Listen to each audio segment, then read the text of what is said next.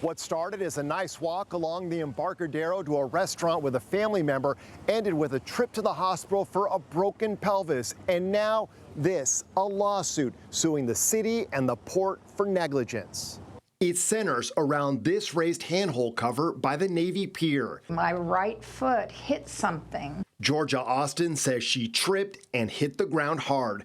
My husband tried to get me up, and I felt, no, I knew something was broke. I just knew. After spending 4 days in the hospital, she came home and asked her husband to see if the cover was fixed.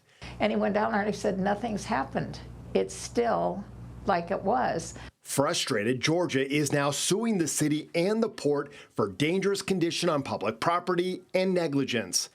Fixing the problem for other people is really important. If it didn't happen to Jorja, it was going to happen to someone else. Attorney Alfred Von Kessler says he went back to the scene weeks after Jorja's fall and discovered the cover was still sticking up by more than an inch. Thousands and thousands of people, from children to tourists to our seniors, walk on the Embarcadero.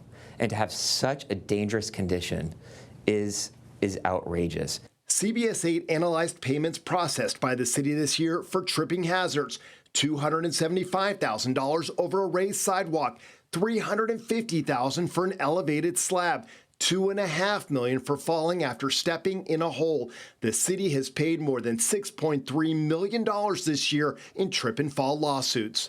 I had no idea it was even there. Jorja is worried she'll no longer be able to do all the things she's enjoyed during her retirement. We biked all the time. I mean, biked all over San Diego trails. We hike. My girlfriends and I hike.